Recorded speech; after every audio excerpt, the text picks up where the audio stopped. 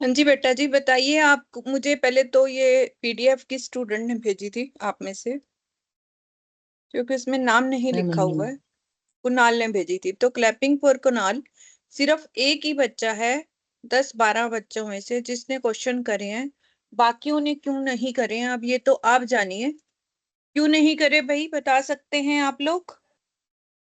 Ma'am question कितने आगे PDF नहीं भेजी। बेटा तभी तो मुझे पता चलेगा ना आप लोग कर रहे हो या नहीं कर रहे। कुणाल मैम आपके बेटा। हाँ जी, बोलो बोलो। मैं रफली कितने सीगे ते मैम मेरा एक डाउट भी है। अच्छा चलो, कुणाल आपका कोई डाउट है बेटा? तो मैम। सारे हो गए आपके। तो बेटा जी आपका ठीक है। कॉन्फिडेंस डेवलप होगा। सिर्फ क्लासे लगाने से पेपर क्लियर होने वाला नहीं है, मैं आपको पहले बता दूं।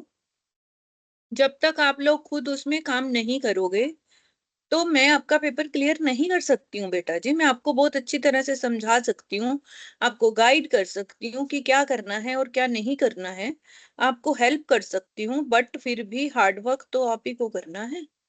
प्रैक्टिस तो आपकी जगह मैं प्रैक्टिस नहीं कर सकती बेटा। तो अब देख लो आप लोग क्यों नहीं कर रहे हो। हाँ जी बेअंत जी, आप अपना मुझे डाउट बताइए कौन से क्वेश्चन में है। Ma'am illustration number 6। और किसी ने किए हो या कोई डाउट हो तो पूछ सकता है, पर सब चुप है तो मुझे लगता नहीं है कि आप लोगों ने किए हैं। पर ये बात मैं क्लियर कर दूं बेटा, साथ साथ कर लोगे तो उसके जैसी कोई बात नहीं है, नहीं करोगे तो फिर बैठे रहना, फिर मुझे मत कहना। बाद में रिजल्ट विल स्पीक। आज तक की मेरी गारंटी है, जो बच्चे मेरे हिसाब से चले हैं उसमें से किसी का भी पेपर रहा नहीं है। पर जो नहीं चलेगा मेरे हिसाब से तो फिर मेरी बात ही नहीं सुनेगा, तो मैं उसके लिए कुछ कर नहीं सकती। ये कोई सत्संग नहीं हो रहा है कि आप लोग सुनते हो और घर चले जाते हो और बात खत्म।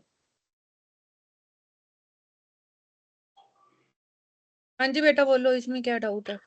मैम ਇਹਦੇ ਵਿੱਚ ਜਿਹੜੀ ਆਪਾਂ ਗੁੱਡਵਿਲ ਦੀ ਐਂਟਰੀ ਪਾਣੀ ਹੁੰਦੀ ਹੈਗੀ ਜਨਰਲ ਐਂਟਰੀ, ਮੈਮ ਬੁੱਕ ਵਿੱਚ ਤਾਂ ਕੈਸ਼ ਲਿਖਿਆ ਪਰ ਇਹਦੀ ਜਗ੍ਹਾ ਆਪਾਂ premium for goodwill the use ਕਰਦੇ ਹੁੰਦੇ ਆ ਇਸ वर्डिंग ਦਾ। बेटा ठीक है, प्रीमियम फॉर गुडविल 2 ईयर की परचेज के हिसाब से वो आया। हमने ये देखना है कि वो कैश लाया है कि नहीं लाया। ठीक है, कैलकुलेशन आपने कर ली। ठीक है, प्लूटो शुड पे 37,500, उसने हमें कैपिटल के दिए। गुडविल आपने such amount of premium was to be credited to old partners loan account last 3 years। Pluto should pay premium for goodwill, should pay कह रहा है ना वो, तो उसको पे तो करना ही पड़ेगा, है ना। देखो बच्चे, दो यस। चीजें होती है ना। एक चीज मैंने आपको कल बताई थी कि वो कैश ला रहा है या नहीं ला रहा गुडविल। अब वो कह रहा है वो ला रहा है, तो इसने एंट्री कर दी होगी उसी तरह से। जो आपकी एंट्री का डाउट है, हम पहले सीधा उस पे आते हैं। ये कैपिटल आ गया, ये कह रहे हो आप 3195। Yes ma'am. तो आप देखिए बेटा, उसने कह दिया कि वो कैश लेके आएगा, है ना। हाँ जी मैम। तो इसलिए वो लेके आया। फिर उसके बाद उसने साथ के साथ ये भी कह दिया कि ये कैश हम वैसे तो ओल्ड पार्टनर्स के कैपिटल में क्रेडिट करते हैं, उनकी सेक्रीफाइसिंग रेशियो में। बट क्योंकि इसने पॉइंट नंबर 2 पे क्वेश्चन में क्लियर कट कह रखा है, देखो यहां से देखो उसने क्या कहा है। Premium for goodwill valued at 2 year purchase of last year 3 average profit. Valuate आपने कर लिया था, हो गया था आपका। यस मैम वैल्यूएट हो गया। वैल्यूएट हो गया, उसमें से आपने प्लूटो का हिस्सा निकाल लिया, वो भी हो गया। Yes ma'am. सेक्रीफाइसिंग रेशियो निकाल ली, वो भी हो गया। Yes ma'am. अब वो क्या कह रहा है, प्लूटो शुड पे प्रीमियम। पे का मतलब क्या हुआ कि वो कैश लेके आएगा। Yes ma'am. तो जब वो कैश लाएगा तो cash debit to premium for goodwill लिख सकते हो आप।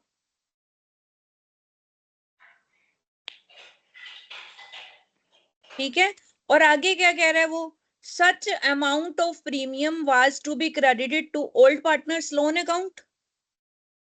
यही यस कह रहा मैम। है ना। अब आप एंट्री पे आइए, आपका डाउट मैं क्लियर कर देती हूँ।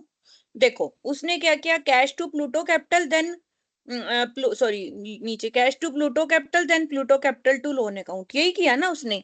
आप ये कह रहे हो कि अगर मैं cash to premium for goodwill कर दूं तो भी आपको premium for goodwill debit to loan करना है, वो तो खत्म ही हो जाएगा। जिसको आप यहाँ क्रेडिट करोगे वो तो डेबिट होके खत्म होगा ही होगा। लेकिन हम वो इसलिए नहीं कर सकते क्योंकि जो लेके आ रहा है ना हम उसके नाम पे लिखते हैं, अभी किसने पैसे दिए, लेकिन हमने नरेशन में लिख दिया कि वो प्रीमियम फॉर गुडविल के पैसे दे रहा है। बट अगर आप वैसे भी करोगे तो भी कोई फर्क नहीं पड़ेगा क्योंकि आपने उसको पहले क्रेडिट करके फिर डेबिट कर देना।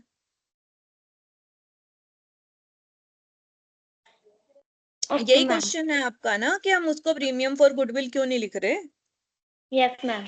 तो अगर आप यहाँ प्लूटो कैपिटल की जगह प्रीमियम फॉर गुडविल लिख दोगे, cash account debit to premium for goodwill, और यहाँ लिखोगे premium for goodwill debit to Sun loan to Moon loan, तो बात तो प्रीमियम फॉर गुडविल खत्म हो जाएगी। लेकिन हमारे बेसिक्स कंसेप्ट में ये लिखा हुआ है ना कि अगर नया पार्टनर कैश लेके आता है तो हम क्या एंट्री बनाते हैं, ये देखो। आप उस एंट्री को फॉलो करो ना। आपका क्वेश्चन अगर मैं कॉमन सेंस ऑफ ह्यूमर से देखूं, आपका क्वेश्चन बिल्कुल जायज है, ठीक है। और मैं अगर हूं चेकर तो मैं उसको ठीक भी करूंगी, ठीक है। लेकिन यहाँ पर वो कह रहा है ही पेज प्रीमियम फॉर गुडविल, लिख दिया इसने, यही क्वेश्चन में लिखा हुआ है पे premium for goodwill. Yes ma'am. अब देखो, when premium for goodwill is paid by the new partner, सीधा उसने दे दिया ओल्ड पार्टनर्स को। लेकिन अगर वो लेके आ रहा है, यहां पर भी इसने गलत एंट्री कर रखी है, cash account debit to new partners capital account, ये क्या कह रहा है, अच्छा सीधा उनको दे दिया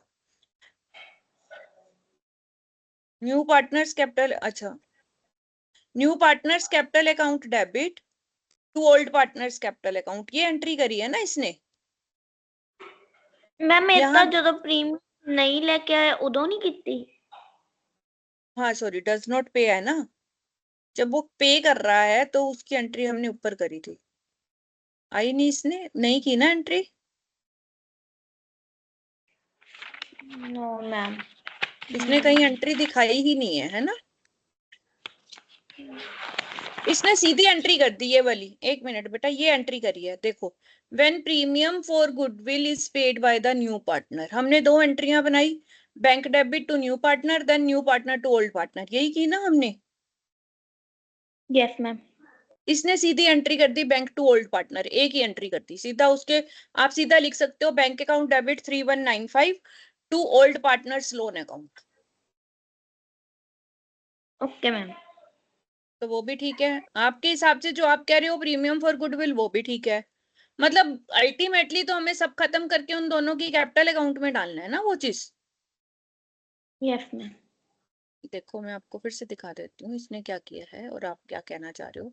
यहाँ पर इन दोनों एंट्रियों को अगर मैं कंबाइन करूं तो जो इसने ऊपर एंट्री दी हुई है, तो हमारी एंट्री आएगी cash account debit to Sun's loan to Moon's loan, तो प्लूटो कैपिटल को निकाल दो, दोनों की एंट्री की एक एंट्री बना दो। यही किया ना इसने ऊपर तो। Yes ma'am. आप ऐसे भी कर सकते हो, आप जिस जैसे इसने किया वैसे भी कर सकते हो। और जैसे आप कह रहे हो cash debit to premium for goodwill then premium for goodwill debit to Sun loan to Moon loan, वैसे भी कर सकते हो। क्लियर है। Yes ma'am. मैम ਜਦੋਂ मैम अगर ਗੁੱਡविਲ एक मिनट बेटा, हेलो, गुड इवनिंग जी।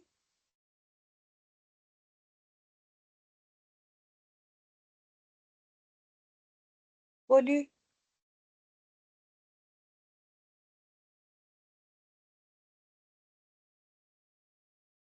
मैम, मैं ना बाद में बात करूंगी। हाँ जी मैम बोलिए। हाँ बेटा आप बोलिए बेनपुर, बोलिए ਮੈਮ बच्चे। हाँ जी हाँ ਮੈਮ जी। ਜਦੋਂ ਮਤਲਬ ਕਿ ਗੁੱਡਵਿਲ ਦਾ ਕੁਝ ਵੀ ਨਹੀਂ ਲਿਖਿਆ ਹੁੰਦਾ ਕੁਐਸਚਨ ਦੇ ਵਿੱਚ ਕਿਵੇਂ ਕਰਨਾਗਾ ਤਾਂ ਉਹ ਕੈਪੀਟਲ ਅਕਾਊਂਟ ਵਿੱਚੋਂ ਪਾਰਟਨਰ ਦੇ ਵਿੱਚ ਡੈਬਿਟ ਹੋ ਜਾਂਦੀ ਹੈ ਨਾ ਜਿਹੜਾ हाँ ਨਿਊ जी हाँ, ਆਂਦਾ। जो नया आ रहा है अगर वो नहीं लेके आ रहा पैसे, तो फिर हम तो उसके 37,500 में से निकाल लेंगे उसका हिस्सा, हमने अपना हिस्सा रखना है। फिर हम उसकी कैपिटल अकाउंट को डेबिट करके फिर हम ऐसे करते, ये वाली एंट्री खत्म हो जाती, बीच वाली फिर सिर्फ नीचे वाली एंट्री आती। देखो जब ये एंट्री तो हमने करनी है ना बेटा, इनको क्रेडिट तो देना ही देना है पुरानों को, ठीक है। Yes ma'am.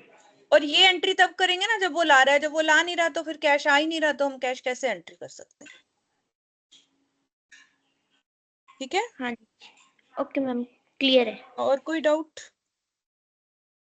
मैम अगर हमने प्रीमियम लिख दिया फिर भी गलत तो नहीं होगा ना हमारा?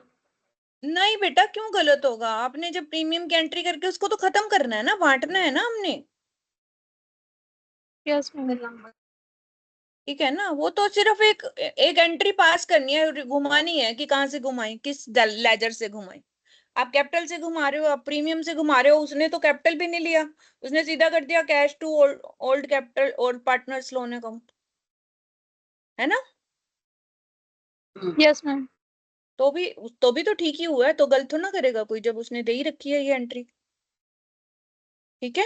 ओके। पर वो इसलिए नहीं लिखते ना क्योंकि प्रीमियम फॉर गुडविल अकाउंट कुछ बनता नहीं है, लेजर बनाते नहीं है। क्या बनाओगे आप? एक लाइन का लेजर बनेगा, जस्ट इमेजिन करो आप उसका लेजर बनाओगे, तो क्या एक लाइन का लेजर खोलोगे स्पेशल? फिर तो आपको स्पेशल लेजर खोलना पड़ेगा ना सिर्फ उस एंट्री के लिए, जबकि कैपिटल अकाउंट का लेजर तो खुला ही होता है। Yes ma'am. तो ये लॉजिक बनता है कि आप उसमें एंट्री ना करो, अदरवाइज तो देखो एंट्री करने में क्या है। ठीक है? Okay ma'am. तो लॉजिक यही है ना कि प्रीमियम फॉर गुडविल का क्या अकाउंट बनाओगे आप? कौन से हेड में लोगे उसको? नॉमिनल अकाउंट में लोगे, पर्सनल अकाउंट में लोगे? कोई लॉजिक बनता नहीं ना फिर वो। आप अगर तो छोटे बिजनेसमैन की बुक्स बना रहे हो तो वो एंट्री चल जाएगी। अब बड़े बड़े बिजनेस में जो कंपनी वर्ल्ड लेवल पे या नेशनल लेवल पे काम कर रही हैं, उनके अंदर प्रीमियम फॉर गुडविल का कोई लेजर अकाउंट होगा ही नहीं। तो आप वो एंट्री पास कैसे करोगे? आपने बना तो ली, मैनुअल तो बना ली, सैप में कैसे एंटर करोगे उसको? समझ गए मेरी बात? Yes ma'am.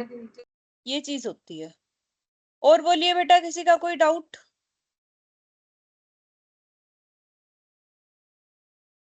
No doubt. चलो आज हम रिटायरमेंट शुरू करते हैं फिर।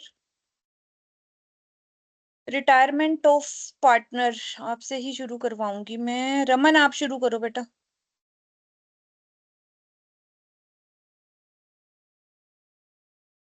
रमन। मनी। ओपन कर दो। हाँ जी कर रही हूँ बेटा, ये लो। Partnership accounts retirement. Partners from a partnership business, but sometimes the partner may decide to discontinue from the firm for different reasons. Normally, the retirement takes place by consent of all the partners and or by other mode of communication by the intended partner to all other partners. As per Section 32 of the Indian Partnership Act 1932, a partner may retire with the consent of all the existing partners or in accordance with an express agreement by the partners by giving a written notice to all other partners of his intention to retire in case of partnership at will. Like admission, retirement of a partner is another mode of reconstitution of partnership firm. After retirement of a partner, the other partner may continue the business. For paying off the retiring partners, some specified adjustments are required to be done in the books of the firm. These are discussed as follows: calculation of new profit sharing ratio and gaining ratio, distribution of reserves and accumulated profit and losses, revaluation of assets and liabilities, adjustment of goodwill, adjustment for joint life policy, settlement of final balances of retiring partner, adjustment of existing partner's capital account, calculation of new profit sharing ratio and gaining ratio. As a consequence of Manisha retirement, आप पढ़ो बेटा आगे। मनीषा।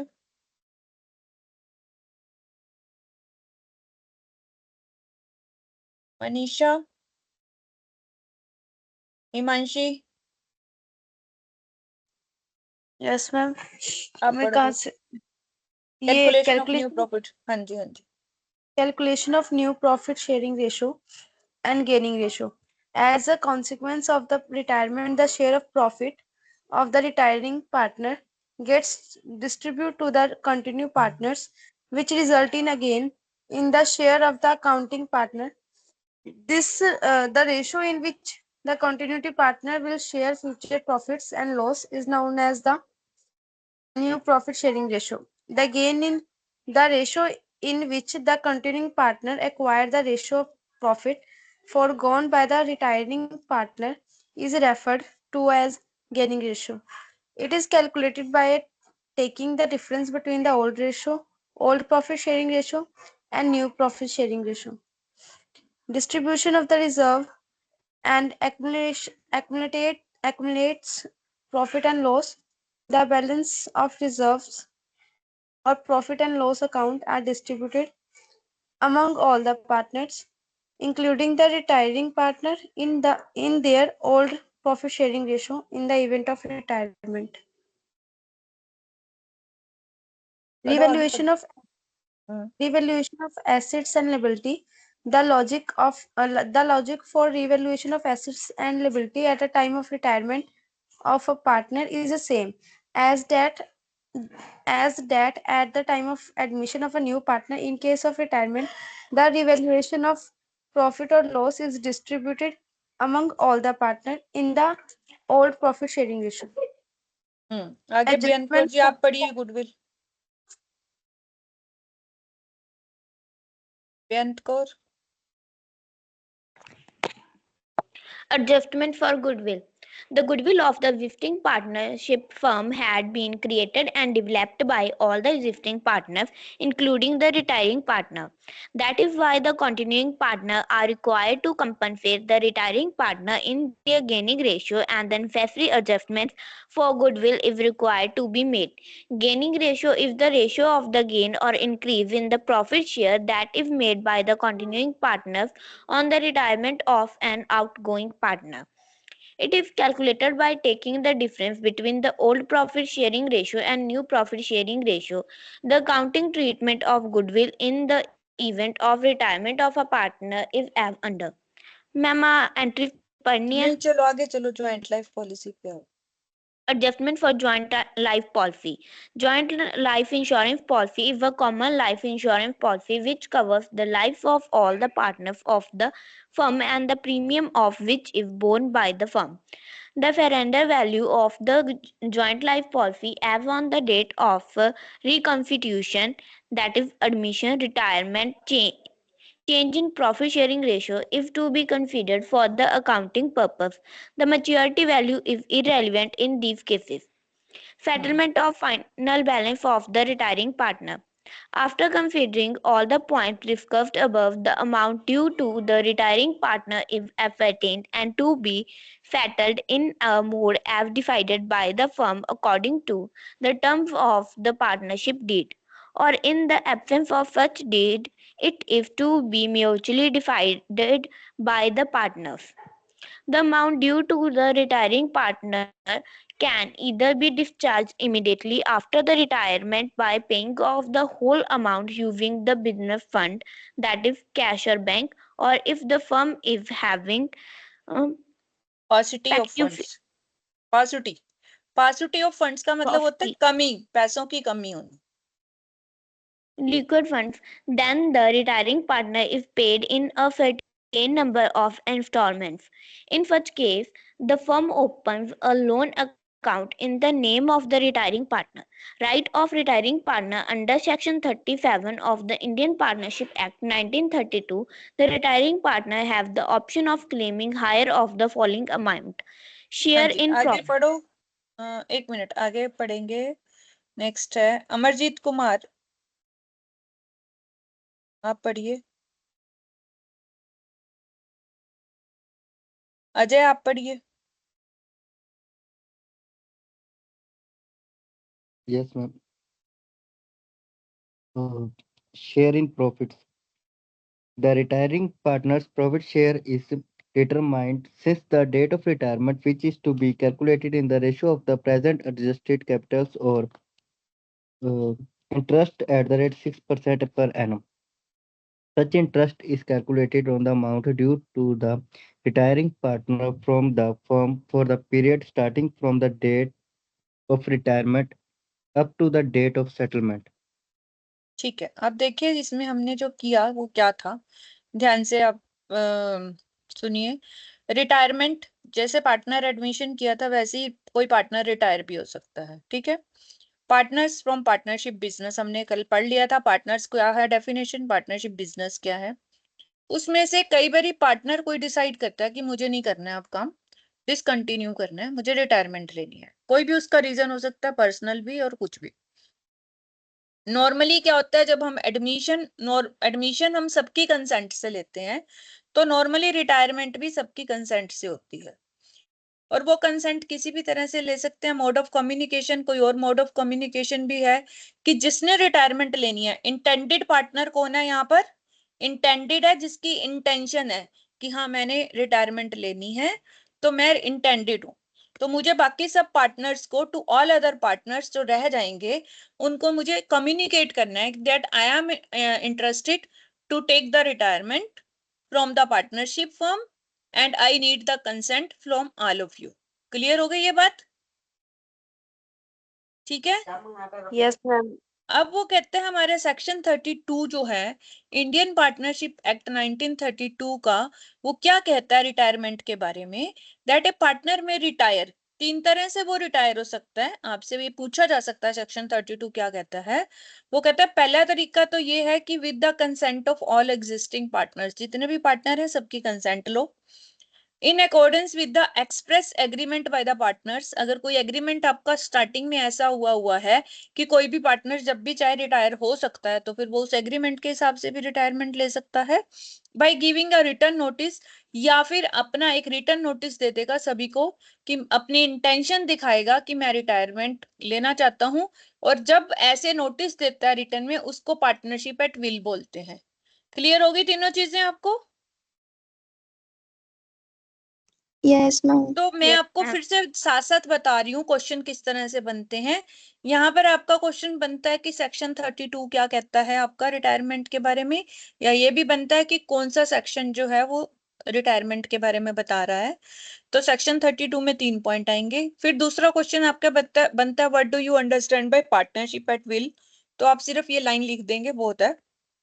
अब वो कहते हैं admission retirement of partner, like admission the retirement of partner is an another mode of reconstitution. कल हमने पढ़ा था कि जब कोई पार्टनर एडमिशन लेता है तो हमारी फर्म का रिकंस्ट्रक्शन होता है, उसी को हम रिकॉन्स्टिट्यूशन भी बोल सकते हैं। तो रिटायरमेंट में भी रिकंस्ट्रक्शन होता है, रिकॉन्स्टिट्यूशन होता है, क्योंकि एक पार्टनर जा रहा है और वहां पर वो आ रहा था। जब कोई नया आता है तो हम पुराने पार्टनर उसको सेक्रीफाइस करेंगे, तभी उसको पिज्जा देंगे। कल पिज्जा हम डिस्कस कर रहे थे। तो यहाँ पर एक पार्टनर छोड़ के जा रहा है, भाई मैं जा रहा हूँ, मेरे हिस्से का पिज्जा भी अब तुम खा लेना। तो अब वो गेन करेंगे, रिटायरमेंट में जो पार्टनर रह जाएंगे वो गेन करेंगे ना। हाँ जी बेटा। Yes ma'am. तो Yes, ma'am. सोचो तो सब कुछ उल्टा हो गया। वहां पर वो पैसे लेके आ रहा था कैपिटल के, ये अपने पैसे लेके जाएगा। वो गुडविल के पैसे लेके आ रहा था, ये गुडविल के पैसे लेके जाएगा। ठीक है ना। वो सैक्रिफाइस कर रहे थे, यहाँ गेन करेंगे, गेनिंग रेशियो में उसको देंगे गुडविल, भाई जो तूने इतने साल हमारे साथ काम किया है, हमने इतनी गुडविल कमाई है, उसमें तेरा भी हिस्सा है, तू वो गुडविल के पैसे भी लेके जाएगा। पहले तो वही दोनों पॉइंट हो गए, उसमें वो दो ही चीजें ला रहा था, एक कैपिटल और एक गुडविल। इसी तरह हमने कल रिजर्व्स बांटे थे, यहाँ भी हम बांटेंगे। ये कहेगा जो अभी तक रिजर्व पड़े हैं उसमें मेरा भी हिस्सा है, वो भी दो। तो वो कहेंगे जो अभी तक के लॉस पड़े हैं वो भी लो। फिर रिवैल्यूएशन की थी हमने, यहाँ भी रिवैल्यूएशन होगी, यहाँ पर भी हम रिवैल्यूएशन का प्रॉफिट और लॉस सब में बांट देंगे। और अगर जो रिमेनिंग पार्टनर बच जाएंगे बाद में, वो चाहते हैं कि हम अपनी बुक वैल्यू पे ही दिखाएं, तो कल की तरह हम यहाँ भी मेमोरेंडम रिवैल्यूएशन अकाउंट बनाएंगे। तो बहुत सारी चीजें जो है आपकी सेम रहेंगी, सिर्फ जो फर्क आएगा थोड़ा बहुत, वो आएगा उसकी सेटलमेंट जो हमने करनी है, हमने उसको देना क्या है, हमने ये निकालना है। ठीक है, क्लियर है ये चीज? Yes, ma'am. अब आपसे फिर क्वेश्चन पूछा जा सकता है Yes, ma'am. कि अगर कोई पार्टनर रिटायर हो रहा है तो आप अपनी बुक्स में क्या एडजस्टमेंट करोगे। तो ये पॉइंट्स आपने याद करने हैं कि at the time of retirement हमें कौन सी एडजस्टमेंट्स चाहिए होती हैं। पहले हम न्यू प्रॉफिट शेयरिंग रेशो निकालते हैं, जैसे हमने कल निकाली थी, वहां हमने न्यू प्रॉफिट शेयरिंग रेशो के साथ सेक्रीफाइस रेशो निकाली थी। अब हम गेनिंग रेशो निकालेंगे। इसी तरह हम रिजर्व्स और एक्यूमुलेटेड प्रॉफिट्स एंड लॉसेस को डिस्ट्रीब्यूट करेंगे, जैसे हमने कल किया था, रिवैल्यूएशन करेंगे, गुडविल की एडजस्टमेंट करेंगे, ज्वाइंट लाइफ पॉलिसी की एडजस्टमेंट करेंगे। फिर हम फाइनल बैलेंस निकालेंगे सेटलमेंट का कि हमने रिटायरिंग पार्टनर को देना क्या है। और उसको देने के बाद एग्जिस्टिंग पार्टनर अपनी कैपिटल को किस तरह से एडजस्ट करेंगे, वो हमें अगर दिया हुआ है तो निकालना है, नहीं दिया हुआ है तो जैसे चल रहा है वैसे ही चलते रहेगा। तो सबसे पहले हमारा पोर्शन आएगा new profit sharing ratio and gaining ratio. कल हमने सैक्रिफाइसिंग रेशो निकाली थी, क्या थी? ओल्ड माइनस न्यू, यही थी हमारी, Yes, है ma'am. ना? अब हम Yes, गेन ma'am. कर रहे Yes, हैं, ma'am. गेन कर रहे हैं तो क्या आएगी? न्यू माइनस ओल्ड, क्योंकि जो नई रेशो होगी वो ज्यादा होगी, पुरानी हम कम ले रहे थे अब हमें ज्यादा मिलेगी, तो न्यू माइनस ओल्ड आपकी गेनिंग रेशो आ जाएगी। क्लियर हो गया? Yes, ma'am.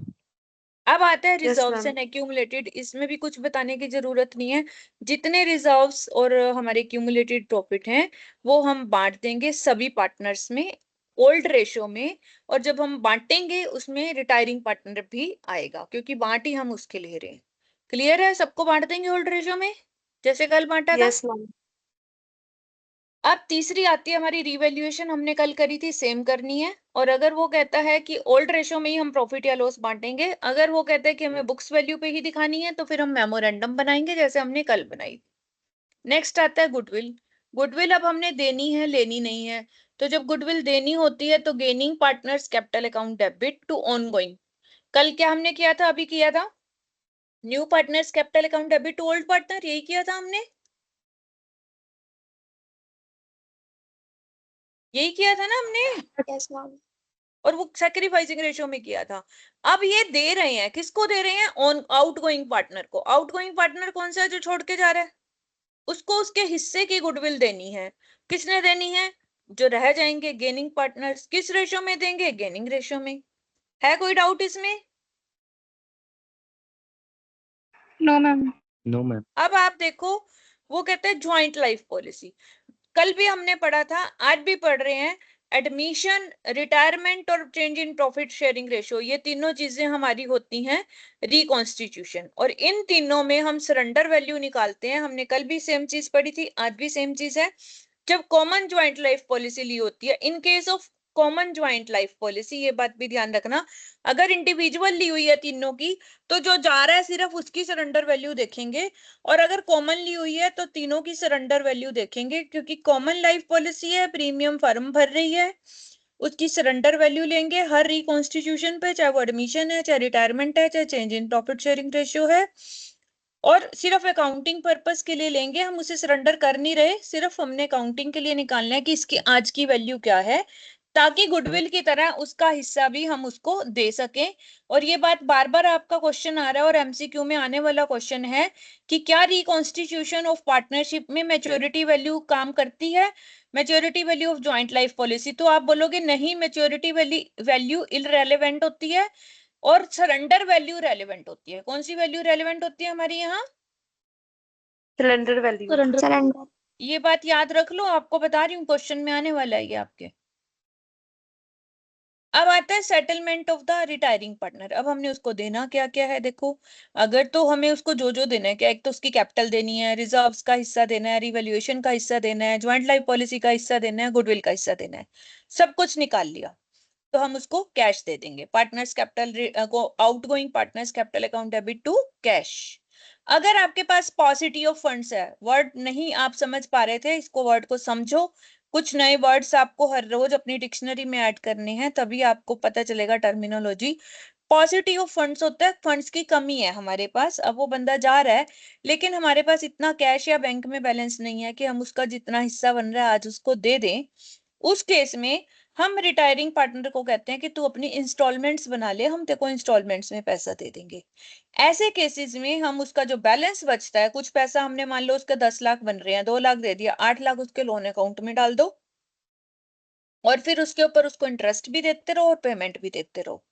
तो right of retiring partner under section 37 of the Indian partnership act, the retiring partner has option. अब अंडर, यहां तक तो क्लियर हो गया आपको? अगर कैश है तो कैश दे दो, अगर पॉसिटी ऑफ फंड्स है, मैं बार बार वर्ड जानबूझ के यूज कर रही हूँ ताकि आपको याद हो जाए रेपिटेशन में। पॉसिटी ऑफ फंड्स है अगर आपके पास, सब अपने मन में याद करो, पॉसिटी ऑफ फंड्स, अगर पॉसिटी ऑफ फंड्स है आपके पास तो आप उसको इंस्टॉलमेंट्स में दोगे पैसा। यहां तक आपका हिसाब किताब क्लियर हो गया। पर अब अकाउंटिंग आपका जो पार्टनरशिप एक्ट 1932 है, इसका सेक्शन 37 कुछ और भी बोल रहा है बीच में। वो कहता है उसके और राइट भी हैं इसके अलावा भी। अब राइट क्या है उसके, देखो ध्यान से देखना। वो कहता है शेयर इन प्रॉफिट। भाई जे बंदा 31 मार्च को रिटायर हो रहा है तब तो है ठीक। अगर पर्सन ने ये कह दिया अगस्त में मैं रिटायर हो रहा हूं, तो 1 अप्रैल से लेकर 31 अगस्त तक आपने जितना प्रॉफिट कमाया है उस साल का, वो कहेगा भाई मुझे तो उसका हिस्सा भी दो। लेगा कि नहीं लेगा? Yes, लेगा ma'am. हाँ मैम। जी। यस और प्रॉफिट तो कैलकुलेट करते हो आप साल के एंड में, क्योंकि बैलेंस शीट और प्रॉफिट एंड लॉस तो साल के एंड में बनता है। तो हम किस तरह से अगस्त तक का प्रॉफिट निकालेंगे? सितंबर, अक्टूबर, जब भी वो रिटायर हो रहा है उस टाइम तक का शेयर ऑफ प्रॉफिट वो लेके जाएगा। वो क्वेश्चन में आएगा तो हम निकालेंगे। लेकिन थ्योरेटिकली आपको ये याद रखना है कि सेक्शन 37 उसको ये कहता है कि आप उसको शेयर ऑफ प्रॉफिट दोगे। और अगर आपने उसका पैसा लोन में डाल दिया है तो जिस डेट को रिटायरमेंट हो रही है उसकी, उस डेट से लेकर जब तक आप उसके पैसे नहीं देते, उसको 6% पर एनम इंटरेस्ट भी दोगे। क्लियर हो गई ये चीज? यस हम्म। मैम। पर यस अगर मैम। क्वेश्चन में, अगर आपकी एग्रीमेंट साइलेंट है, क्वेश्चन साइलेंट है, तो 6% हम इंटरेस्ट दे सकते हैं। और अगर क्वेश्चन में लिखा हुआ है 8% देना है, एग्रीमेंट है, तो फिर 8% दोगे। मतलब अगर सब वही होता है ना, अगर सब कुछ साइलेंट है तो 6% देना है, नहीं तो फिर 8%। Option of claiming higher of the following amounts, अब ये भी साथ में कंडीशन लगा रखी है कि इन दोनों में से जो ज्यादा है वो एक ले सकता है, जो ज्यादा होगा। अब हमारा क्वेश्चन आ गया, P Q R sharing profits and losses, R retire हो रहा है इसमें से, और कब रिटायर हो रहा है? 31 मार्च को। तो यहाँ तो प्रॉफिट वाला कोई इशू आएगा नहीं। गुडविल दे रखी है, लैंड एंड बिल्डिंग की रिवैल्यूएशन सेम क्वेश्चन है जो आपने कल किया था, रिवैल्यूएशन किया, तीनों पार्टनर्स में बांट दिया। आफ्टर दैट आपने कैपिटल अकाउंट बनाया इनका, इनके ओपनिंगली रिवैल्यूएशन लिया, पुराने रिजर्व्स बांटे, और जो उसका हिस्सा बनता है उसके लोन में डाल दिया। क्योंकि आप, वो कह रहा है पैसे नहीं दे सकते अभी, इसने लिखा होगा ऊपर पॉजिटिव ऑफ फंड्स है इनके पास भी। वो कह रहा है revalued at this it was agreed to 6% in respect of prepare evaluation account, agreed increase its plant and machinery, revaluate। इसने कहीं कुछ नहीं लिखा ना कि उसको दे रहे हैं या नहीं दे रहे पैसे, है ना? Yes ma'am. क्वेश्चन में कहीं भी नहीं लिखा, तो इसने अपने आप ही एज्यूम कर लिया कि उसके लोन में डाल दिए। आप चाहो तो इसको बैंक में दे सकते हो, पर उसमें फिर आपको देखना पड़ेगा कि आपके पास बैंक में पैसे हैं। कैश कितना पड़ा है? 36,000 रुपए। बैंक है नहीं। देना कितने हैं? 1,08,220। तो पॉजिटिव ऑफ फंड्स तो है ही आपके पास, है ना? जब पैसे हैं यस ही मैम। नहीं तो हम नहीं दे सकते, इसलिए हम चुपचाप उसके लोन में डाल देते हैं। ठीक है, ये बैलेंस शीट बन गई, कैश आपका पूरा बच गया, डेटर स्टॉक, यहाँ पर 1,08,000 का इसका लोन बन गया। क्लियर हो गया ये क्वेश्चन? सिंपल सा क्वेश्चन था, इसमें कोई डाउट नहीं है। आगे देखो, अगला भी 31 मार्च को रिटायर हो रहा है, इसमें भी सेम है आपका। प्रॉफिट एंड लॉस, गुडविल इसमें कैलकुलेट करनी है आपने। Valuation of goodwill, goodwill goodwill पे फोकस कर रहा है ये सारा।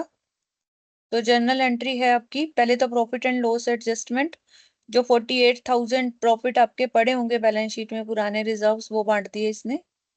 नहीं सॉरी, प्रॉफिट हुआ है, ये प्रॉफिट तो हुआ है कहीं से, नीचे रिवैल्यूएशन बांटा होगा। क्वेश्चन ਦੇ ਵਿੱਚ ਦਿੱਤਾ ਹੋਇਆਗਾ showed a net profit अच्छा, 48,000। बस ठीक है, फिर तो वही प्रॉफिट बांटा है हमने। पर बेटा पार्टनर्स कैपिटल अकाउंट डेबिट किया है इसने, प्रॉफिट कहाँ लिखा? कहाँ लिखा है ये चीज?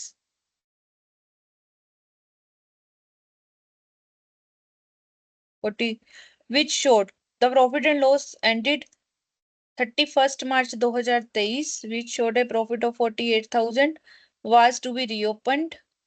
अच्छा, ये प्रॉफिट हम बांट चुके हैं, फिर हमने वापस करना है, प्रॉफिट एंड लॉस अकाउंट बनाना है, उसमें कुछ हमने एंट्रियां डालनी रह गई थी, वो डालनी है।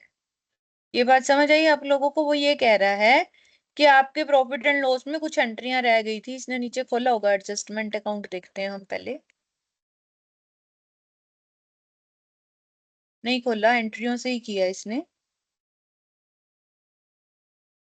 फर्स्ट पॉइंट में दिया हुआ है, कहते हैं प्रॉफिट था आपका 48,000 का, आपने उसको रीओपन करना है। जब हम प्रॉफिट बांटते हैं तो एंट्री क्या करते हैं, profit and loss account debit to partners capital account. Yes ma'am. Yes, अब ma'am. ये रीओपन पे वो फोकस कर रहा है, आपने वापस से खोलना है उसको। तो partners capital account debit to profit and loss adjustment account. Adjustment याद है आप क्या करते थे हम पार्टनरशिप में, प्रॉफिट एंड लॉस एप्रोप्रिएशन को हम प्रॉफिट एंड लॉस एडजस्टमेंट लिखते हैं ना। हाँ जी बेटा जी, समझ आई आपको। Yes, ma'am. अब वो कह रहा है कि इसमें 4,000 बी को बोनस देना है और प्रॉफिट एंड लॉस रिवाइज करना है 3:4:4 में, जो पुराना था 5:3:2। तो हमने पहले 5:3:2 को वापस ले लिया उनसे, 4,000 बोनस दे दिया। अब कितना रह गया, 44,000 रह गया, है ना। Yes ma'am. तो 44,000 हमने 344 में तीनों को बांट दिया। ये 3 एंट्रियां समझ आ गई आपको, पहले पॉइंट की है। कहते हैं 48,000 हम बांट चुके थे 5-4-3 में, उसको वापस ले लो 5-4-3 में, 4,000 बोनस दे दो बी को, बाकी रह गया 44,000, उसको 3-4-4 में बांट दो नई रेशो में। ये एंट्री क्लियर हो गई, आप तीनों entries. Yes, ma'am. Yes Yes, ma'am. उसके बाद आपने गुडविल की रिवैल्यूएशन की, goodwill fixtures to profit and loss adjustment, profit and loss adjustment to provision for doubtful. ये वही प्रॉफिट एंड लॉस एडजस्टमेंट नहीं है, बेसिकली ये रीवैल्यूएशन है। अब दोबारा जो कर रहा है वो एडजस्टमेंट वाला तो पहले खत्म हो गया। उसके बाद हमने तीनों को बांट दिया, उसका लॉस प्रॉफिट जो भी आया, इसकी जो अब लोन में डाल दिया हमने इसको ए को। और जो पुरानी गुडविल अकाउंट रिटर्न ऑफ, पुरानी गुडविल खत्म करनी है हमने। ठीक है, क्लियर। थोड़ा फास्टली करा रही हूँ तभी खत्म होगा, नहीं तो नहीं खत्म होगा। ठीक है, ओके मैम। Okay, ma'am. अगला क्वेश्चन आपका है, इसमें भी 31 दिसंबर को वो हुआ है। द बैलेंस शीट ऑफ 31 दिसंबर 3-1। कौन रिटायर हो रहा है इसमें से, 3 पार्टनर हैं, रिजर्व हैं, सन्ड्री क्रेडिटर। पहले तो थोड़ा सा मोटा मोटा देख लिया करो, रिजर्व तो बंटना ही है तीनों को। मशीनरी दे रखी है, इसमें डेप्रिसिएशन दे रखा है, फर्नीचर, डेटर और स्टॉक और कैश। 40,000 कैश है, देखना है हमारे पास फंड्स पूरे होते हैं कि नहीं होते। 31 मार्च को वो रिटायर हो रहा है और 31 दिसंबर की बैलेंस शीट है। इसका मतलब हम अपने अकाउंट 31 दिसंबर को बनाते हैं। क्लियर हो गई ये बात। Yes, ma'am. अब वो रिटायर हो रहा है 31 मार्च को, जानबूझ के डेट्स ऐसी ली हुई हैं कि बच्चे कंफ्यूज हो जाएं, तो आपने कंफ्यूज नहीं होना। 31 मार्च को वो रिटायर हो रहा है, प्रॉफिट एंड लॉस की रेशियो 3:2 बच जाती है बाकियों की। ठीक है, और बैलेंस शीट एज ऑन 31 मार्च 2022 को वो कह रहा है रिवैल्यूएशन है, ये machinery, stock, furniture, provision, provision for outstanding expenses, ये सारी आपकी रिवैल्यूएशन हो गई। पार्टनरशिप का एग्रीमेंट है कि रिटायरमेंट पे गुडविल 24,000 की रिवैल्यूएट होगी और कौन का शेयर जो है वो एडजस्ट होगा उसकी कैपिटल अकाउंट से। तो हम क्या करेंगे, partners capital account debit to outgoing partner capital, यही की थी ना हमने गुडविल की एंट्री। Yes, ma'am. ठीक है, प्रॉफिट अप टू डेट। अब यहाँ देखो, क्योंकि 31 दिसंबर को हमारे अकाउंट्स क्लोज होते हैं और वो 31 मार्च को रिटायर हो रहा है, तो 3 महीने का प्रॉफिट निकालेंगे, जनवरी फरवरी मार्च। Yes ma'am. ठीक है बेटा, इस डेट का प्रॉफिट जो है वो एस्टिमेट हुआ 18,000। अब 18,000 में से उसका हिस्सा देंगे उसको जो जा रहा है। ठीक है, यस मैम। अब उसको हमने पूरी पेमेंट देनी है। अब जब हमारे पास पॉजिटिव ऑफ फंड है, यानी कि पैसे कम है, तो हम पूरी कैसे देंगे, ये भी ध्यान रखना।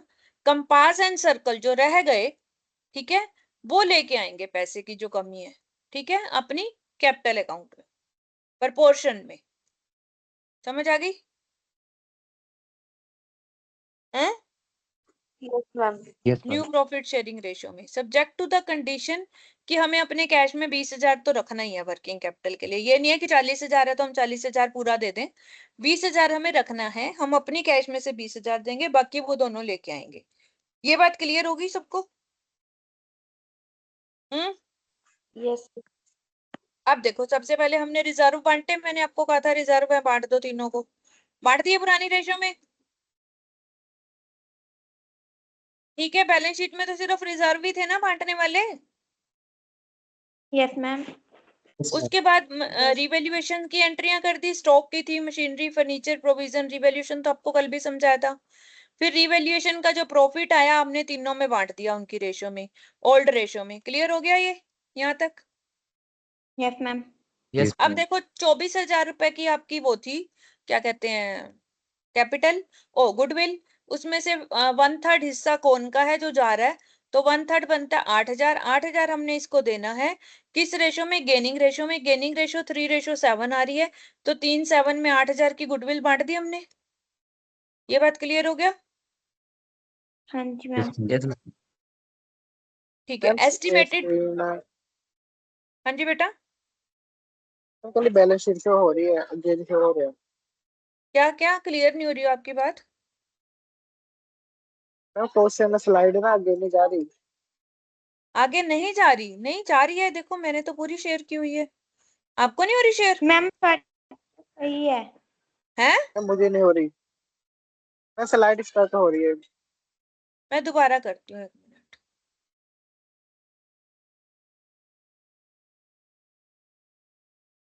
अब देखो हो रही है, अब हो रही है शेयर बेटा? Yes ma'am. हाँ जी बच्चे, आप जो बोल रहे थे स्टूडेंट, और दूसरा बॉय कौन था? मैं मेरे नेट बोल गया, कुणाल, हो रही है शेयर? नेट नेटवर्क इशू हो मेरा, मैं कर दूंगा आपकी। हाँ जी, मेरा नेटवर्क इशू है, मेरे के लिए रही है। अच्छा। अब फिर क्या करें उस इशू का? हॉटस्पॉट लेने लग गया। हॉटस्पॉट ले लो बेटा। अब देखो जो प्रॉफिट था हमारा, 18,000 रुपए का प्रॉफिट था ना 31 मार्च तक का। Hello? Yes Yes, ma'am. Ma'am. तो वो हमने बांटना है पुरानी रेशियो में। अब उसको हम वैसे एंट्री क्या करते हैं जब हम प्रॉफिट बांटते हैं, profit and loss debit to partners capital account, ऐसे ही करते हैं ना हम। Yes, ma'am. अब यहाँ प्रॉफिट तो हम प्रॉफिट एंड लॉस तो लिख नहीं सकते, लेकिन हमने एस्टिमेट लगा लिया। तो हम जब कोई चीज नहीं लिख सकते, तो याद है ट्रायल बैलेंस में हमने पढ़ा था, सस्पेंस में डाल देते हैं, है ना? Yes, ma'am. तो हम प्रॉफिट एंड लॉस सस्पेंस में डाल देंगे इसको। प्रॉफिट एंड लॉस जब हमारा फाइनल प्रॉफिट बनेगा ना, तो वहां से 18,000 की एडजस्टमेंट कर देंगे। तो अभी हम करेंगे profit and loss suspense account debit 18,000 to तीनों पार्टनर्स में प्रॉफिट बांट देंगे 31 मार्च तक का 18,000 रुपए उनकी ओल्ड रेशियो में। क्लियर? Yes, ma'am. उसके बाद हमने क्या करना है, bank account debit assumed that cash has been generated due to profit accrued in 3 months। ये तो assumption है भाई, इस एंट्री को आप छोड़ भी सकते हो। ठीक है, ये मान रहा है कि जो प्रॉफिट हुआ है उसको कैश भी आया होगा 18,000 का, क्योंकि वो जो हमारा बैलेंस शीट बनाई हुई है वो 31 दिसंबर को बनाई हुई है ना हमें। ये देखो, यहाँ पर हमारे पास 40,000 का कैश है, ठीक है बेटा, ये 31 दिसंबर को है ना 40,000 का cash. Yes Yes, ma'am. ma'am. Yes. 31 March को कैश तो दे ही नहीं रखा, तो क्या 31 दिसंबर से 31 मार्च तक अगर आपके पास 40,000 है तो 40,000 ही रहेंगे, या तो बढ़ेंगे या कम होंगे, कुछ ना कुछ तो होता ही है ना कैश में। कोई Yes, मशीन तो ma'am. है नहीं कि वही वैल्यू रहेगी। तो वो ये मान रहा है कि जो 18,000 का प्रॉफिट हुआ है वो कैश आ गया, तो इसलिए उसने bank to profit and loss suspense account से खत्म कर दिया उसको। समझ आ गई? वैसे ये मुझे जच नहीं रही है एंट्री, पर उसने की है तो आप कर लो कि 18,000 कैश आ गया जो प्रॉफिट हुआ है। ठीक है, अगर ये कहीं बैंक अकाउंट दे तो आप इसको स्किप भी कर सकते हो, ये कोई जरूरी नहीं है, ये assumption है सिर्फ। क्लियर है ये चीज? समझ आए जिसको वो कर लो, जिसको ना समझ आए वो छोड़ दो। ठीक है, Okay, ma'am. अब कौन को आपने देना है, कितना देना है पेमेंट, उसके कैपिटल अकाउंट बनाओगे आपने, इसने आगे बना रखा होगा कैपिटल अकाउंट। यहां से देखो, ये तीनों का बैलेंस था, ये हमने रिजर्व बांटा, ये रिवैल्यूएशन का प्रॉफिट बांटा, ये हमने 18,000 का प्रॉफिट बांटा, ये हमने उसको गुडविल दी, यहाँ पर हमने इन दोनों की गुडविल डेबिट करी, ठीक है। अब जो है आपका ये देखना है कि जो इसकी कैपिटल बचती है हमारी, 1 मिनट सॉरी, यहाँ पर हमारी जो गुडविल थी वो हमने निकाल ली, रेशो निकालनी है हमने, गेनिंग रेशो भी निकाल ली।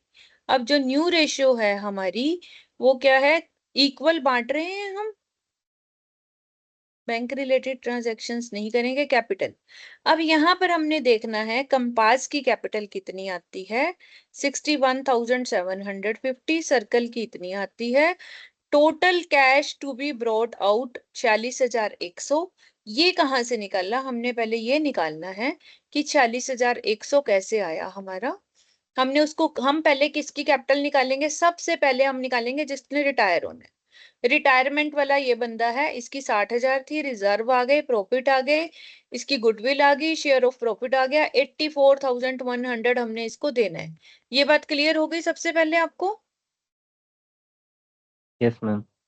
अब हम बैंक पे आते हैं, हमने 84,100 इसको देना है, और हमारे पास 40,000 का कैश था 31 दिसंबर को। हमने ये एज्यूम किया है कि 18,000 का प्रॉफिट हुआ है, वो 18,000 हमारे पास कैश आ गया, तो हमारे पास हो गया 58,000। उसमें से 84,100 हमने इसको देना है। 20,000 हमारे पास जो है बैलेंस होना चाहिए वर्किंग कैपिटल के लिए, 1,04,100, उसमें से ये हमारे पास है, तो हमें एक्स्ट्रा पैसा कितना चाहिए, 46,100 चाहिए। ये बात क्लियर हो गई।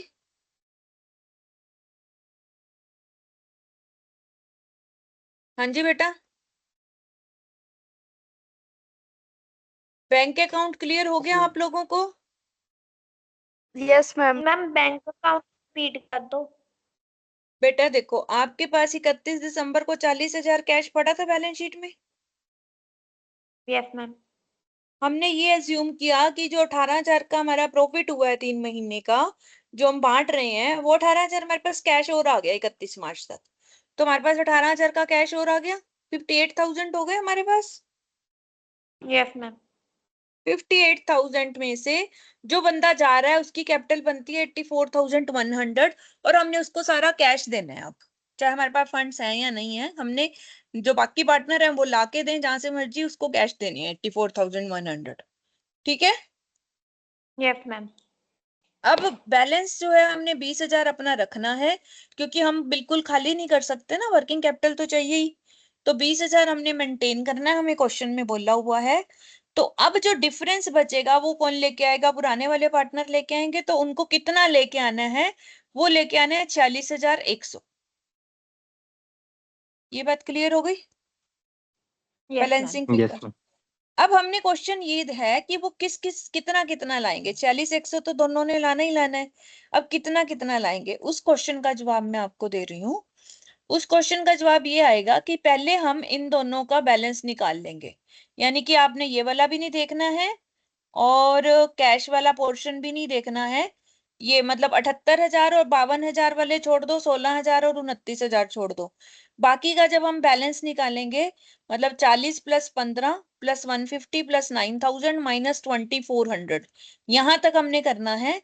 तो हमारे पास कैपिटल आ जाएगी कंपास की, और ऐसे ही हम सर्कल की निकालेंगे, तो वो हमारे पास आएगी 61,750। देखो यहाँ इसने कैलकुलेशन करके दे भी रखी है, 22,450। ये दोनों तो इनका कैपिटल का बैलेंस आ गया, ठीक है। यहाँ तक क्लियर हो गया। Yes ma'am. यस अब यस मैम। मैम। 46,100 दोनों ने मिला के कैश लाना है। अगर वो लाएंगे तो उनकी कैपिटल भी बढ़ेगी, हमारी एंट्री क्या होगी, कैश टू कैपिटल, तो वो भी इनकी कैपिटल में ऐड हो जाएगा। तो टोटल दोनों की कैपिटल मिला के 1,30,100 हो जाएगी।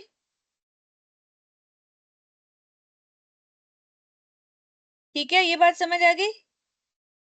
Yes ma'am. अब वो ये कहता है कि जो करंट कैपिटल है उनकी, जो आगे उन्होंने कंटिन्यू करनी है, वो जो कैश लाएंगे वो इस बेस पे लाएंगे कि उनकी कैपिटल उनके प्रॉफिट शेयरिंग रेशो में रहेगी।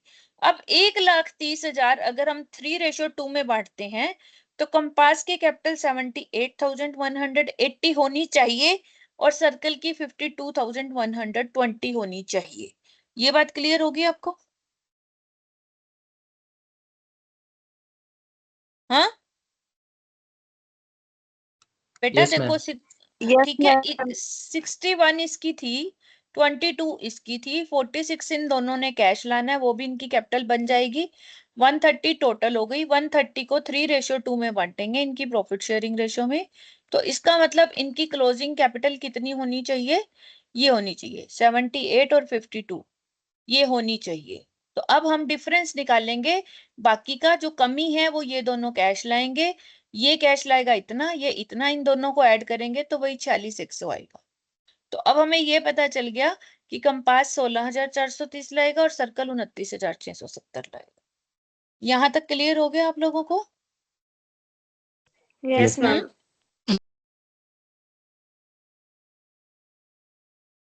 बस, और तो कुछ करना ही नहीं था, फिर दे दिया उसको कैश तो हमने पूरा। ठीक है, हो गया क्लियर ये चीज?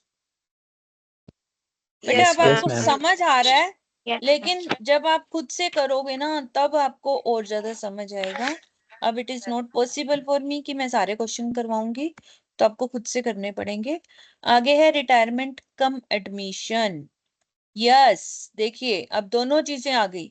बहुत बारी केसेस ऐसे होते हैं कि एग्जिस्टिंग पार्टनर रिटायर हो रहा है और एक नया पार्टनर आ रहा है, तो वो सिचुएशन होती है retirement come admission. The principle of accounting in event of admission of partner and retirement separately discussed in this section. आपने दोनों को कंबाइन करना है, बट आपको याद क्या रखना है, जो इस सारी चीज में ये लाइन है आपको याद रखने वाली, इसको हाईलाइट कर लो। It should be remembered that no separate treatment is practically needed. That is same principle आपके चलेंगे, ठीक है? Admission and retirement are followed, but only two set of transactions are incorporated simultaneously. आपको दोनों क्वेश्चन, मतलब दो question इकट्ठे आ गए आपके, लगा लो रिटायरमेंट का भी एडमिशन का भी, करना सब कुछ वही है जो अभी आप कर रहे हो। जैसे अब यहाँ देखो, Geeta and Meeta are equal partners, ठीक है? एग्रीमेंट हुआ उनका, रिटायर्स, गीता रिटायर हो गई और लता नहीं आ गई, ठीक है? On the basis of 1/3 share of profit Lata लेगी। तो अब आपके पास दोनों चीजें आ गई, एक रिटायर हो रहा है और एक एडमिशन हो रही है। समझ आई Yes, ma'am. आपको ये बात? yes, ma'am. आपने कुछ नहीं करना है, रिटायरमेंट वाले को रिटायर करना है, एडमिशन वाले को एडमिशन करना है, क्वेश्चन आपका सेम रहेगा जो अभी तक आप कर रहे हो। बस दो क्वेश्चनों को इकट्ठा मिला दिया हमने, और वैसे ही हमने रिवैल्यूएशन करनी है। रिवैल्यूएशन का तो प्रॉफिट ओल्ड पार्टनर्स में ही जाता है, कोई नई बात नहीं है ना? यहाँ से देखो, मैं आपको शुरू से इसके क्वेश्चन को फटाफट से समझाने की कोशिश करती हूँ। देखो, यूजली क्या होता है, हम गुडविल रिवैल्यूएशन होगी आपकी, goodwill, fixed assets, depreciation to revaluation, then revaluation को पुराने पार्टनर्स में बांट दिया। गीता को पैसे पूरे देने हैं, गीता कैपिटल टू बैंक दे दिया उसको पैसे। अब जो नया आ रहा है, बैंक अकाउंट डेबिट टू लता, लता अपनी कैपिटल लेके आएगी, और जो गीता को पैसे देने हैं अगर वो कम पड़ रहे हैं तो अभी हमने किया है कि पुराना पार्टनर भी लेके आ सकता है, तो मीता भी ला रही है 42,000, ठीक है? क्लियर? हाँ जी बच्चे। Yes, Yes, ma'am. ma'am. yes, अब ma'am. बैलेंस शीट में आपकी जो आपको क्वेश्चन में कहा होगा, गुडविल, फिक्स्ड एसेट्स इवैल्यूएटेड हो गई, स्टॉक आ गया, डेटर आ गया, बैंक आ गया। यहाँ पर मीता और लता नई कैपिटल आ गई, गीता उड़ गई, लता आ गई, ये क्रेडिटर हो गए, ठीक है? अब बैलेंस शीट में क्या है आपका, बैंक अकाउंट आप बनाओगे, बैलेंस आपको दिया हुआ है, ये दोनों लेके आएंगे, 1,27,000 हो गए, ये हमने गीता को देना है, ये आपका बैलेंस बच गया, ठीक है? क्लियर हो गया ये भी? हाँ जी बच्चे। Yes, ma'am. अब ये पोर्शन इंपॉर्टेंट है, कैपिटल ऑफ न्यू फर्म जो भी हमने निकाला था कि ये गुडविल है, fixed asset, stock, debtor, bank, ये आ गया लेस क्रेडिटर, 2,55,000 रखने हैं। और इन्होंने अपनी प्रॉफिट शेयरिंग रेशो में जो भी हमने 1,30,000 बांटे थे, तो यहाँ 2:1, वही 1,70,000 और 85,000 आ गए। तो अब इनकी कैपिटल में अगर हम दोबारा घुसे, इनकी कैपिटल अकाउंट बनाई है इसने? बनाई नहीं ना, इनकी कैपिटल अकाउंट नीचे बना रखी होगी, नहीं बना रखी, तो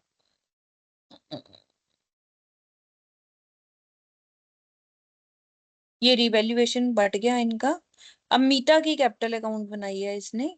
देखो मीता को हमें कितना चाहिए, 1,70,000, उसके पास 1,02,000 ऑलरेडी था, 26,000 उसके रिवैल्यूएशन हो गई, तो उसकी कैपिटल 1,28,000 की हो गई। 1,70 उसको रखनी है अपनी, तो 42,000 वो और लेके आएगी। क्लियर हो गई ये चीज? Yes ma'am. तो इस तरह से आपने कंफ्यूज नहीं होना अगर रिटायरमेंट और एडमिशन का इकट्ठा आ जाए, कोई बड़ी बात नहीं है, बस 2 क्वेश्चंस को आपको एक बना के दे दिया गया है। चीज वही है जो आप कर रहे हो, तो आज आपने इसको खत्म करना है। जैसे कल आपने एडमिशन खत्म किया, देखो जिन्होंने कल नहीं किया उनके लिए आज डबल हो गए, तो वो कैसे करेंगे। इसके बाद आता है death of the partner in country. अब देखो रिटायरमेंट और डेथ में कोई ज्यादा फर्क नहीं है। अगर पार्टनर रिटायर हो रहा है तो भी वो जा रहा है, डेथ हो रही है तो भी वो जा रहा है। फर्क सिर्फ इतना है कि वहां पर हमने ज्वाइंट लाइफ पॉलिसी को बार बार पढ़ा था कि मैच्योरिटी वैल्यू मैटर नहीं करती, इररेलेवेंट होती है, हम सिर्फ सरेंडर वैल्यू को लेते हैं। यहाँ पर मैच्योरिटी वैल्यू मैटर करती है, उसको पूरे का पूरा पैसा मिल जाएगा तीनों का, जो हमने पॉलिसी ले रखी है। करना वही है, आपने प्रॉफिट शेयरिंग रेशियो निकालनी है, गेनिंग रेशियो निकालनी है, रिजर्व्स बांटने हैं, रिवैल्यूएशन करनी है, और कुछ भी नया नहीं करना है। Goodwill, joint life policy, interim period profit जो भी हमने 3 महीने का निकाला था। इसके अलावा जो हमने अभी कहा था कि अगर पॉजिटिव ऑफ फंड है हम उसको पैसे नहीं दे रहे, तो हम पार्टनर्स के लोन में डाल देते थे। यहाँ पर लोन में ना डाल के हम उसके डिसीज पार्टनर के एग्जीक्यूटर में डालेंगे, जो उसका क्या कहते हैं उसको, जिसके जिसका वो उसका आगे क्या बोलते हैं उसको, एग्जीक्यूटर, मतलब जो उसकी विल में लिखा होता है कि ये इसका मालिक है इसके जाने के बाद। ठीक है, समझ आ गई? हाँ जी बेटा। Yes, ma'am. अब गेनिंग रेशियो बिल्कुल वैसे ही निकालेंगे जैसे रिटायरिंग के टाइम निकाली थी, कोई फर्क नहीं है। रिजर्व्स भी वैसे ही बांटेंगे जैसे हमने रिटायरिंग के टाइम बांटे हैं। रिवैल्यूएशन भी वैसे ही करोगे, गुडविल भी वैसे ही करोगे, इसमें कोई चीज रिटायरिंग और डिसीज पार्टनर में कोई फर्क नहीं है। सिर्फ ज्वाइंट लाइफ पॉलिसी में आता है अनलाइक, देखो अब यहाँ उसने लिख दिया, unlike admission retirement and surrender, admission and retirement, यहाँ पर सरेंडर वैल्यू का रोल नहीं है, यहाँ पर मेच्योरिटी वैल्यू का रोल है। आपको पूरे पैसे इंश्योरेंस कंपनी से मिल जाएंगे। ठीक है, समझ आ गई? ये फर्क हो गया आपका ज्वाइंट लाइफ पॉलिसी में। ठीक है बेटा। Yes, ma'am. Yes ma'am. अब जिस पीरियड में उसकी डेथ हुई है उस पीरियड का प्रॉफिट निकाल के हम profit and loss suspense account में डाल देंगे, जैसे अभी हमने वहां डाला था। ठीक है, क्लियर हो गया? Yes, ma'am. अब यहाँ पर ये है कि उसका प्रॉफिट निकालने की अप्रोचेस दो हैं, या तो टाइम बेसिस पे निकाल लो। टाइम बेसिस में कैसे करोगे कि हम पिछले सालों का एवरेज प्रॉफिट लेके, मान लो उसने 3 महीने काम किया, 4 महीने काम किया, उतने महीने का प्रॉफिट निकाल लेंगे। या फिर हम सेल बेसिस पे निकालेंगे कि पिछले साल हमारा सेल पे कितने % प्रॉफिट हुआ था, आज तक हमारी कितनी सेल हो चुकी है, उस पे कितने % प्रॉफिट। मान लो पिछले साल आपको सेल के ऊपर 25% प्रॉफिट हुआ था, तो जिस पर्सन की डेथ हुई है उस डेट तक आपकी सेल कितनी हो चुकी है, उसके ऊपर 25% प्रॉफिट ले लो और उसका हिस्सा दे दो। Clear? Yes, ma'am. Yes, ma'am. तो ये 2 अप्रोचेस आपने याद करनी है, ये इंपॉर्टेंट है, इसको लिख लो। जो मैं इंपॉर्टेंट कहती हूँ वो इंपॉर्टेंट ही होता है। ठीक है, उसको बिल्कुल इजी नहीं लेना है आपने। अब हम उसकी सेटलमेंट करते हैं, या तो हम लमसम पेमेंट सारी इकट्ठी कर देते हैं, या फिर हम उसका लोन अकाउंट बना देते हैं। लोन अकाउंट बिल्कुल वैसे ही बनेगा जैसे हमने पार्टनर का लोन बनाया था, या पार्टनर की जगह उसके एग्जीक्यूटर का नाम आ जाएगा, और कुछ फर्क नहीं है। तो आई डोंट थिंक सो कि मुझे इसमें कुछ ज्यादा करवाने की जरूरत है, क्योंकि बिल्कुल ही रिटायरमेंट की कॉपी है ये। ठीक है, समझ आ गई आपको? हाँ जी बच्चे। Yes ma'am. अब देखो आपके पास 3 टॉपिक हो गए करने को, लेकिन अभी कई लोगों ने, जिन्होंने एडमिशन कर लिया होगा उनके पास 2 रह गए, जिन्होंने नहीं किया उनके पास तो 3 रह गए। अब चौथे में वो कहता है ज्वाइंट लाइफ पॉलिसी की ट्रीटमेंट, फिर वही बात आ जाती है, इसको अलग टॉपिक बना दिया हमने, है चीज वही। तो इसको आप पढ़ेंगे जरा, इसको थोड़ा रीडिंग करनी जरूरी है आपके लिए। तो इसमें आज जिसने रीडिंग ना की हो, सुमित आप पढ़िए बेटा, और उसके बाद निशु पढ़ेगी। मैं सीक्वेंस बना देती हूँ। सुमित, निशु एंड मनीषा कंप्लीट करेंगे इसको। जहां मैं स्टॉप करूंगी तो निशु शुरू कर देगी, उसके बाद मनीषा। सुमित शुरू करिए। In the case of death of a partner of exiting partnership business, any amount due towards deceased partner is required to be paid by the firm to his/her legal representative. These payments happen to be a burden for a firm because it has to be paid all of sudden, and thus it may adversely affect the financial position of the firm. In order to overcome such a situation, a firm usually takes an insurance policy to cover the lives of the partner. Such insurance policy can be taken either on the same of the partners individually or jointly. The premium on the such insurance paid by the firm. This policy happen to be an asset of the firm on which all the partners have their proportionate stake. So it should be adequately accounted for in the case of change in constitution of a firm, example admission, retirement, and change in profit sharing ratio, etc. And also in the event of death of a partner, the insurance policy mature on the death expiry of a partner or on the expiry of the policy period, whichever occurs earlier on the basis of the number of persons that have been covered under an insurance policy agreement. The life insurance policy taken by a firm may be classified into two types: individual life insurance policy and joint life insurance policy. The life insurance policy that is taken by a partnership firm covering the lives of all its partners is referred to as joint life policy. It is a single policy that covers the lives of all the partners of the firm. Such a policy matures in the event of the death of any one of the partners of the firm or on the date of maturity, whichever is earlier. The accounting of joint life policy involves accounting on the payment of premium of such policy, accounting in the event of reconstitution of the firm using the surrender value, and accounting in the event of death of a partner using the maturity value. The maturity value and the surrender value of a joint life policy have a significant role in the partnership accounting. Maturity value, also known as sum assured, refers to the amount receivable by the firm from the insurance company in the event of the death of a partner or on expiry of a policy period. A firm may decide to terminate, surrender an insurance policy before its date of maturity. In the case, the insurance company pays an important to insure, and this amount is referred to as surrender value. This surrender value does not remain constant over the years, it gradually increases with time, and it is considered to be its fair value. For the purpose of accounting, there are two broad methods of JLP yes, accounting. Next आगे आप पढ़िए, किसकी turn है?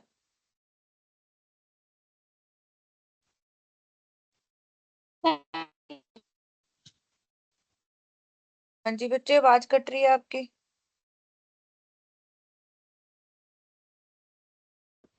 कौन बोल रहा है? आवाज तो आई नहीं रही। निशु आप बोल रहे हो? यस मैम, अब ठीक है मैम। हाँ अब ठीक है। Okay. There are two broad methods of joint life policy accounting. Method A. Joint life policy is not treated as an asset in the books of the firm. Method B. Joint life policy is treated as an asset in the books of the firm. पढ़ो Method आगे A. फिर। Joint life policy is not treated as an asset in the books of the firm. Under this method, the insurance premium paid on the joint life policy is treated as an expense of the firm and not as an asset. The insurance policy is debited to the profit and loss account, and joint life policy does not appear in the balance sheet. The surrender value of the joint life policy does not get reflected in the books. On payment of आगे insurance आगे चलो, premium, आगे चलो। On change of constitution of the firm.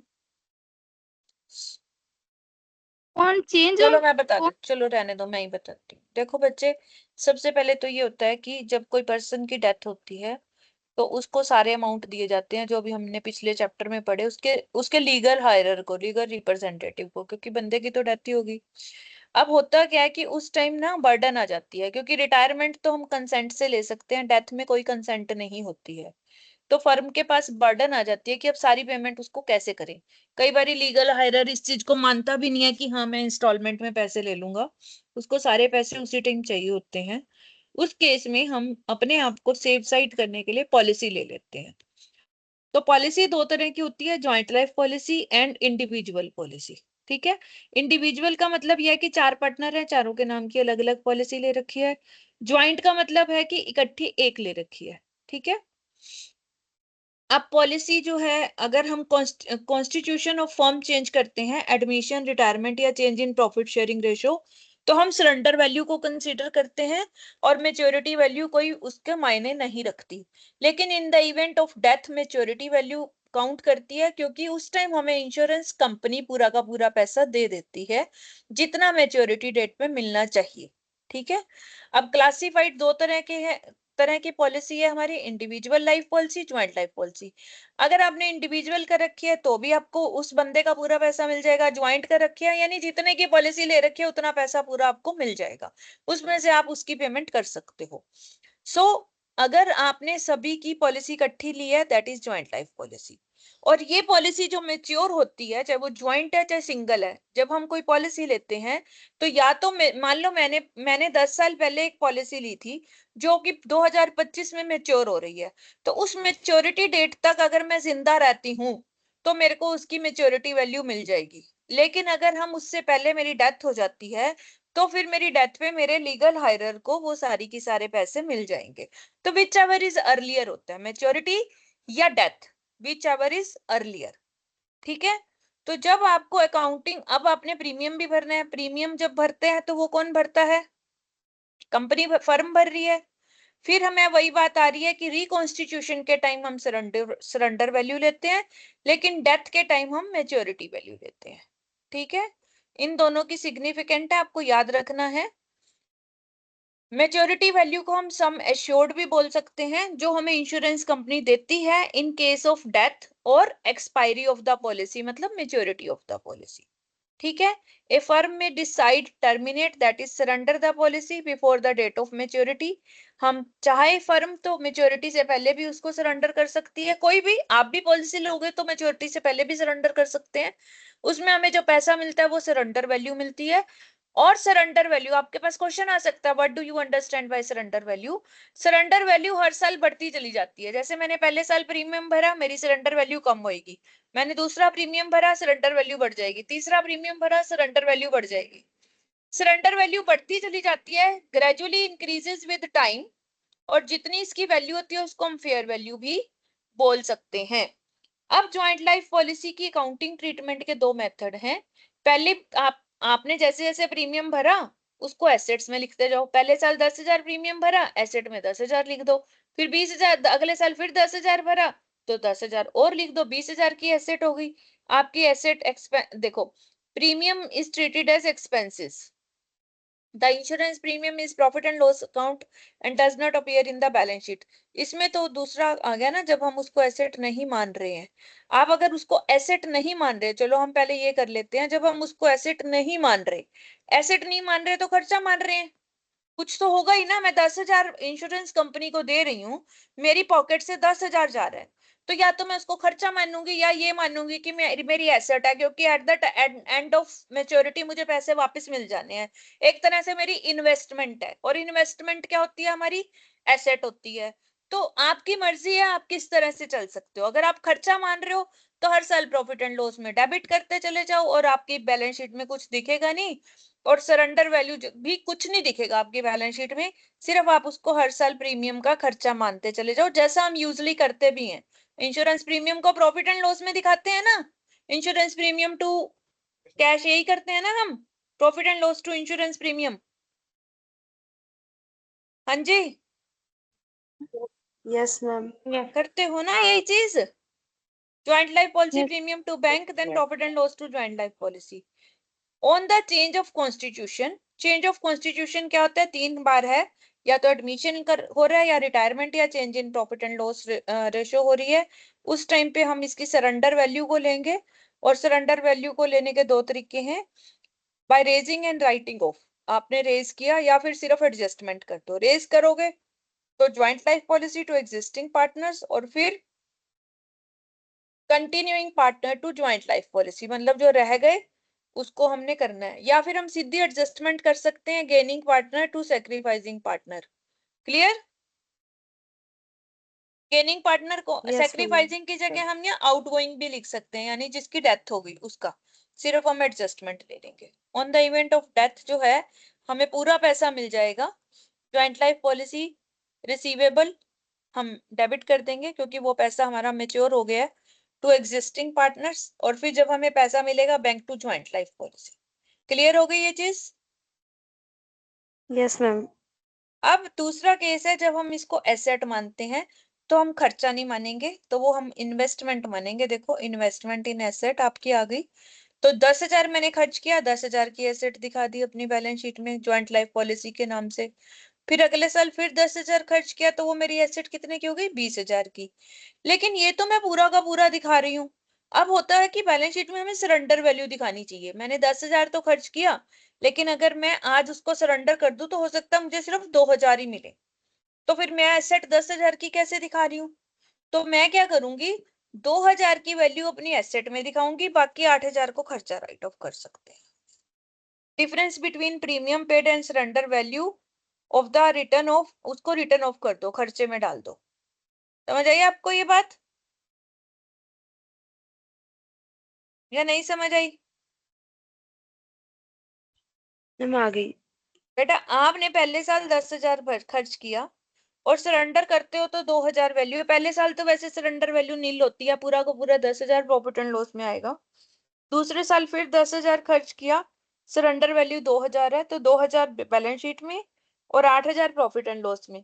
तीसरे साल फिर आपने 10,000 खर्च किए, अब आपकी सरेंडर वैल्यू 5,000 हो गई, तो 5 में से 2 तो हमारी पहले ही पड़ी थी, 3,000 इस साल सरेंडर वैल्यू में चले गए और 7,000 प्रॉफिट एंड लॉस में। इस तरह से आप उसकी एंट्री करते चले जाओगे। क्लियर है? तो जब आप Yes, पेमेंट ma'am. करोगे joint life policy to bank, और जो डिफरेंस होगा सरेंडर वैल्यू का और मेंटेनेबल जो हमने एसेट दिखानी है उसके डिफरेंस को profit and loss to joint life policy. या फिर अगर आपने प्रॉफिट एंड लॉस में नहीं दिखाना है तो एक मेथड और है, 2,000 एसेट में दिखा रहे हो ना, 8,000 रिजर्व में दिखा दो, लाइबिलिटी साइड में ज्वाइंट लाइफ पॉलिसी रिजर्व डाल दो। ठीक है? क्लियर?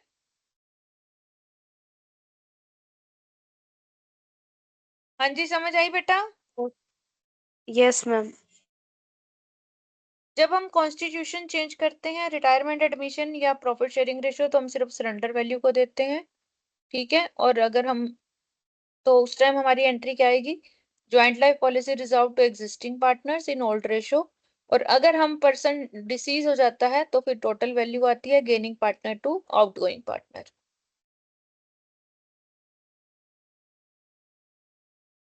अब देखिए, ऑन डेथ ऑफ पार्टनर, जब पार्टनर की डेथ हुई तो मेच्योरिटी आपको मिलेगी। ठीक है? तो आपने जो सरेंडर वैल्यू मेथड अगर आपने लिया हुआ है अपनी बुक्स में, तो आप रिसीवेबल, इसमें तो सेम एंट्री आएगी दोनों में, receivable to joint life policy. मान लो 20 लाख की पॉलिसी ली हुई थी, तो 20 लाख आपको, आपके अब डेटर बन गए, जो पॉलिसी इंश्योरेंस कंपनी आपको 20 लाख दे देगी, मिले जब मर्जी, लेकिन ड्यू तो हो गए ना। ठीक है? तो एंट्री क्या आएगी? Yes, receivable to ma'am. Joint life policy 20 lakh हो गए। जब पैसे मिलेंगे तो बैंक टू रिसीवेबल 20 लाख। ये एंट्री भी क्लियर है? ठीक है? Yes, तो ma'am. अगर आपने रिजर्व खोला हुआ है तो उसको हम खत्म किससे करेंगे? ज्वाइंट लाइफ पॉलिसी से। Joint life policy reserve to joint life policy. अगर सरेंडर वैल्यू मेथड कर रहे हो तो खोला ही नहीं हुआ, फिर तो एंट्री करने की जरूरत नहीं है। अब ज्वाइंट लाइफ पॉलिसी को हमने खत्म भी करना है, joint life policy to all partners, दोनों केसेस में सेम आएगा। ठीक है? क्लियर है ये? Yes, ma'am. तो अब आप इसके भी क्वेश्चन करेंगे। जैसे ये देखिए, ये ज्वाइंट लाइफ पॉलिसी बना दिया इसने। जब हमें, ये क्वेश्चन मैं पूरा करा देती हूँ, चलो। Naresh, Mohit and Krishna are partner sharing profit and losses in the ratio of 2:1 on 1 January they took out joint life policy. 1 जनवरी 2019 को पॉलिसी ली 2 लाख की, एनुअल प्रीमियम है 10,000, 1 जनवरी को हमने देना है। लास्ट प्रीमियम हमने पे किया 15 जनवरी 2023 को, और रोहित की डेथ होगी 1 मार्च 2023 को। पॉलिसी मनी रिसीव हुई 31 मार्च को। तो सरेंडर वैल्यू जो है वो किस तरह से है? 2019 में तो कोई सरेंडर वैल्यू होएगी नहीं, पहले साल कुछ नहीं होता है। 20 में भी ये नील कह रहा है, 21 में 2,000, फिर 22 में 5,000।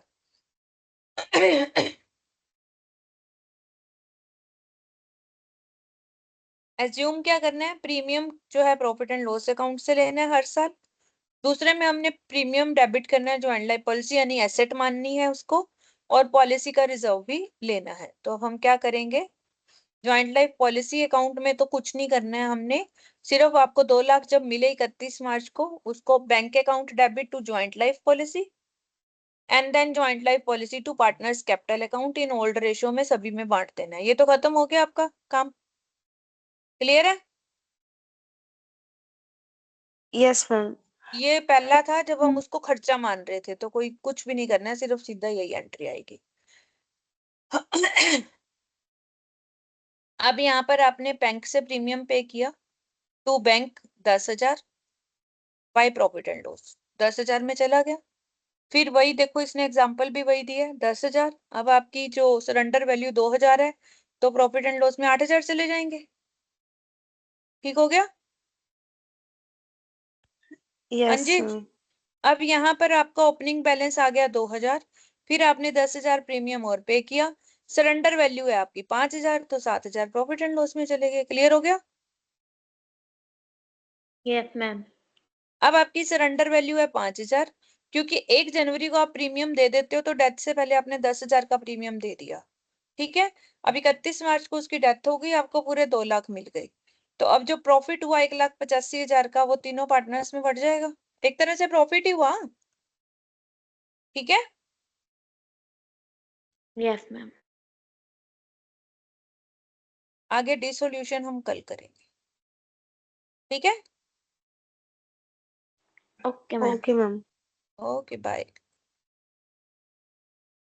पर आज आप लोग क्वेश्चन करोगे या नहीं करोगे, ये बता दो। क्वेश्चन